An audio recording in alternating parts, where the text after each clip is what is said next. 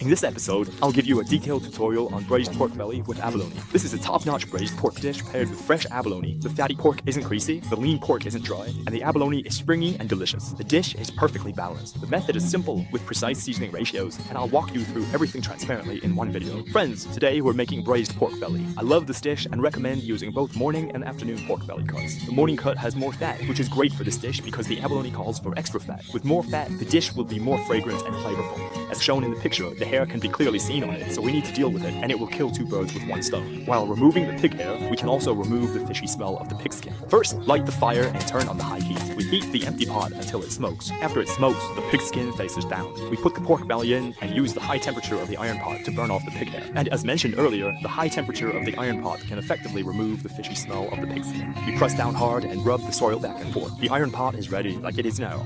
The pig hair has already been singed off, so now we take the pork out and soak it in clean water for 2 minutes to soften the skin. This makes it easier to clean later. You can use a knife to scrape it off or use a scouring pad, either way works. After cleaning, put the pork back into the pot. Since we'll be blanching it for a while, you don't need to worry about which side the skin is facing. Next, add plenty of clean water, then add green onions and ginger. Turn on the heat and blanch the pork over medium-low heat. Don't use high heat for this step. Using high heat to blanch meat will cause the water temperature in the pot to rise rapidly, and this sudden increase will make the outer layer of the meat contract quickly, trapping blood inside. As a result, the meat can have a certain off flavor when you eat it. But if you use low heat to blanch, the meat contracts slowly and releases more blood and impurities, so I recommend using medium-low heat for blanching. This means the blanching time will be a bit longer, but that's mainly to help the meat hold its shape, so when we cut it later, the pieces will look nicer. Of course, if you don't care about the shape, you can just cut it into small pieces right away. Once blanching is done, turn off the heat, remove the pork, and then we'll cut it. Any size is fine, but I recommend cutting the pieces larger. Larger pieces not only look better when cooked, but they also have a richer meaty flavor. Now that we've cut the meat, let's move back to the stove. Turn the heat to high and heat up the empty pan. Then add a little bit of cooking oil, a small amount. The oil is mainly for searing the meat to help it brown better. Make sure the oil coats every corner of the pan so the whole surface is covered. Keep heating on high until the oil starts to smoke. Once it's smoking, turn off the heat and wait for the oil and the pan to cool down. After they've cooled, we'll turn the heat back on. Add the pork belly pieces to the pan and sear over medium-low heat. Since the pieces are large, you won't be able to cook them all the way through just by searing, so just get them nicely brown and fragrant. Once the surface is golden brown like this, that's good enough. After they're golden, take them out and pour out the excess oil,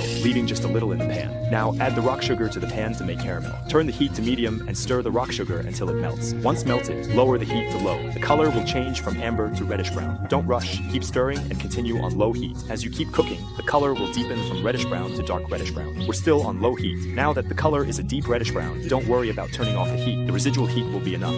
The pan is still hot, so the next step uses residual heat for cooking. You'll see it quickly form tiny bubbles, and within seconds, those will rapidly become big bubbles, just like on the screen. At this point, quickly add the spices, using the caramel's high temperature to bring out their aroma. You don't need to cook the spices long, 2 or 3 seconds is enough. Then, quickly add the pork belly back in and stir fry until coated and colored. Once the pork is nicely colored, add hot water to cover the pork belly. For this dish, I don't recommend a pressure cooker, just keep simmering. Although using a pressure cooker is faster, it just doesn't have the same rich flavor as slow simmering. If you do use a pressure cooker, you'll need to reduce the amount of water, just enough to be level with the meat. After bringing it back to a boil, add light soy sauce. The soy sauce provides all the saltiness, umami, and the signature soy flavor throughout the cooking process. Once all the seasonings are mixed in, transfer the meat to a clay pot or casserole for simmering. If you use a cast iron pan for the entire process, the color of the dish will oxidize more easily. Add tied scallion stalks and slices of ginger, then cover with a lid and simmer on low heat for 2 to 2.5 hours. Let it slowly simmer on low heat to bring out the aroma. Now, while the meat is cooking, let's prepare the abalone. There's nothing too complicated about abalone. Of course, the bigger, the better. As for tools, you can use a table knife or a spoon, either works. The abalone has a head and a tail, and we need to start from the head. Just insert your spoon or knife here at the head,